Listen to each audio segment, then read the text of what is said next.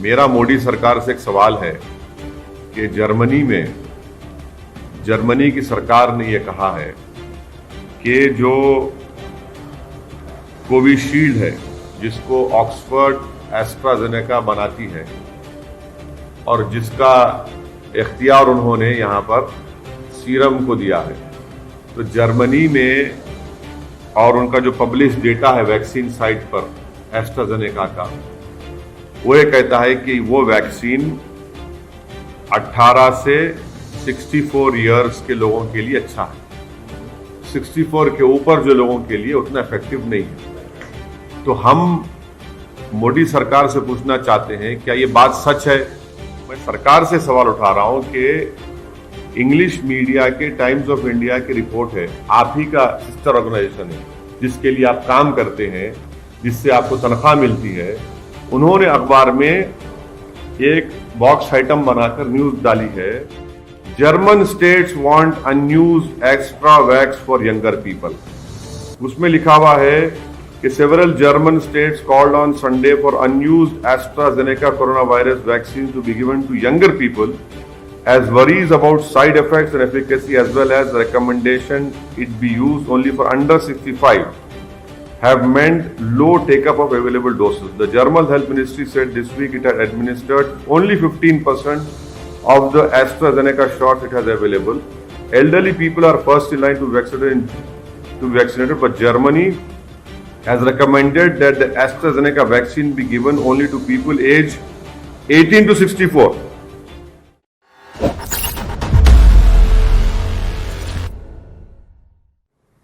देश में सबको कोरोना वायरस से बचने के लिए वैक्सीन लेना ज़रूरी है, और चाहे वो कोविशील्ड हो या कोई वैक्सीन कोवैक्सीन हो।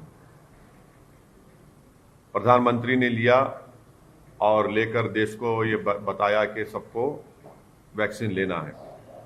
मेरा मोदी सरकार से एक सवाल है कि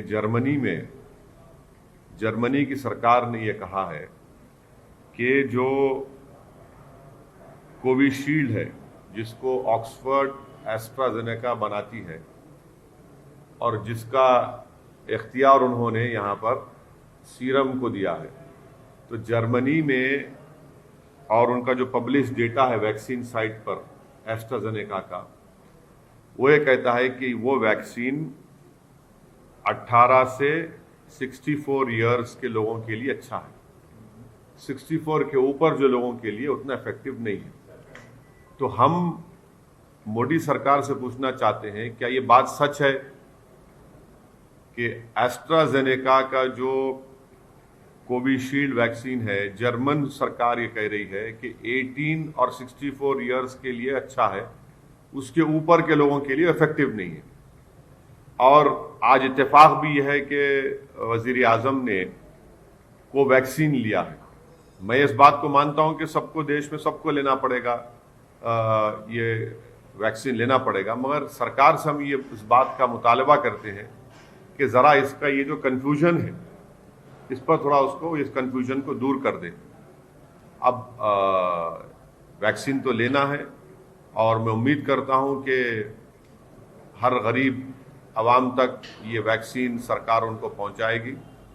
और क्योंकि आज भी लोगों की मौत हो रही है, जनता परेशान है, ख़ास तौर से भारत के 3-4 स्टेट्स में फिर से थोड़ा केसेस बढ़े हैं। सर, जो वैक्सीन आज मोदी जी ने ली है कोवैक्सीन, और उस पे पॉलिटिक्स भी स्टार्ट हो गई है। ऑपोजिशन कह रहा है कि मोदी जी ने वैक्सीन क्यों ली, तो आपका नहीं, आप भी वैक्सीन लेंगे फिर? क्यों नहीं लेंगे?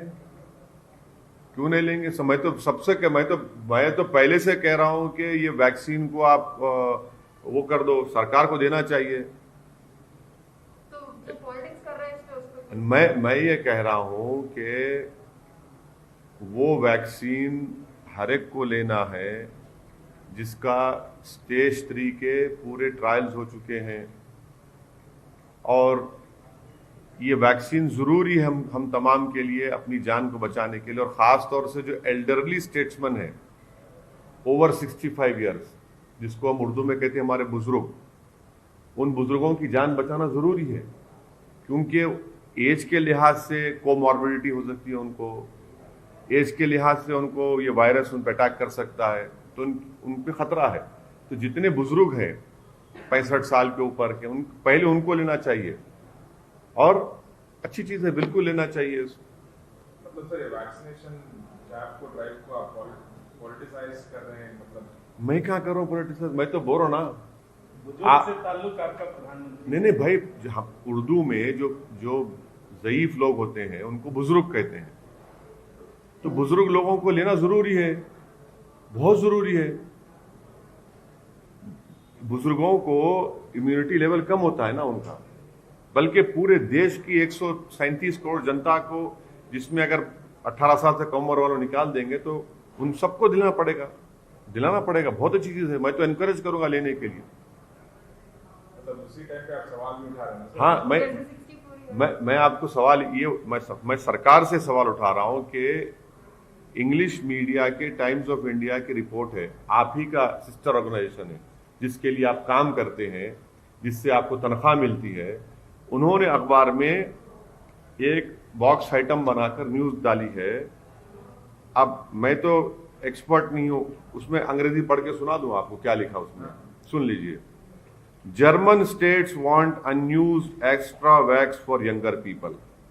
उसमें लिखा हुआ है कि several German states called on Sunday for unused AstraZeneca coronavirus vaccine to be given to younger people, as worries about side effects and efficacy, as well as recommendation it be used only for under 65, have meant low take-up of available doses. The German Health Ministry said this week it had administered only 15% of the AstraZeneca shots it has available. Elderly people are first in line to be vaccinated, but Germany has recommended that the AstraZeneca vaccine be given only to people aged 18 to 64.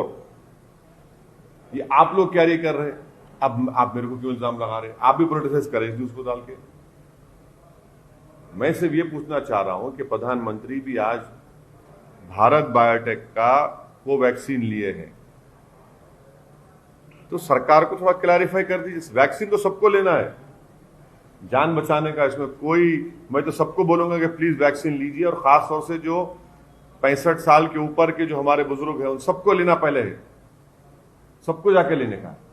और उसके बाद जो है, मैं तो प्रधानमंत्री से appeal करूंगा कि प्रधानमंत्री से मेरी गुजारिश है कि जितने मीडिया के लोग, खास तौर से जो कैमरामैन हैं, जो फील्ड के रिपोर्टर्स हैं, मेरी प्रधानमंत्री से गुजारिश है कि एक स्पेशल ड्राइव कराकर पहले इन लोगों को दिलाइए आप, क्योंकि जितने कैमरामैन हैं, जितने जर्नलिस्ट हैं, वो कम उम्र के हैं।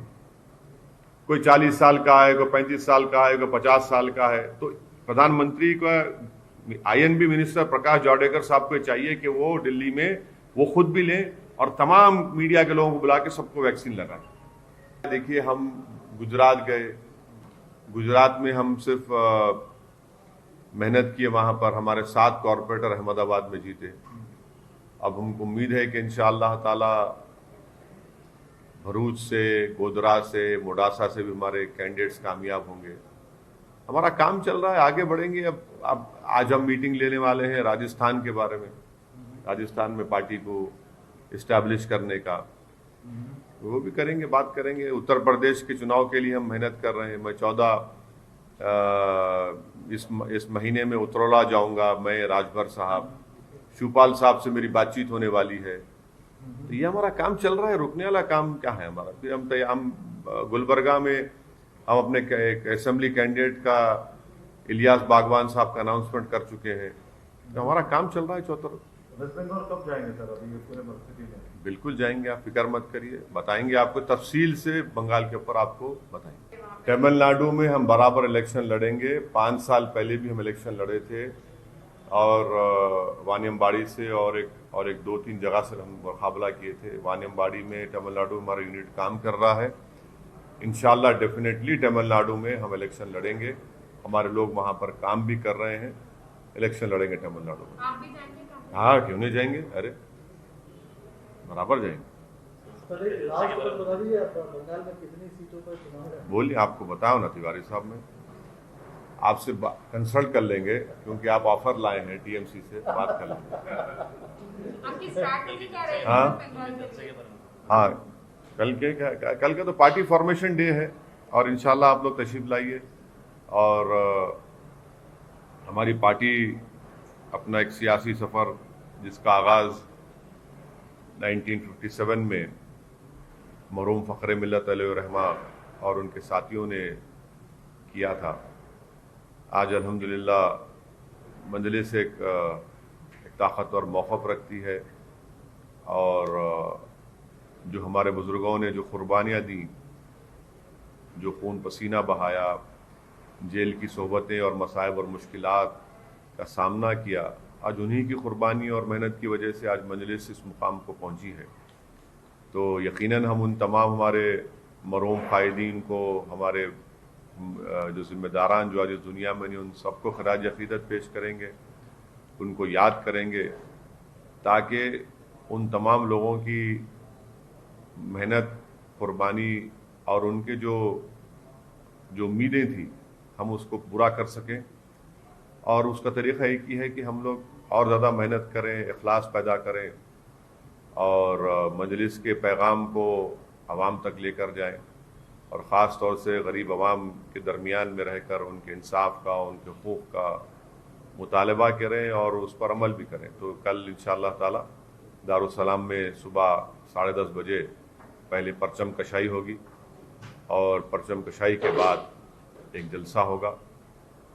और ये हमारी पार्टी के लिए कल का दिन, एक 2 मार्च, एक बड़ा अहम और तारीख़ी दिन है, और हम तमाम मजलिस के ज़िम्मेदारों के लिए एक फ़ख्र का दिन भी है।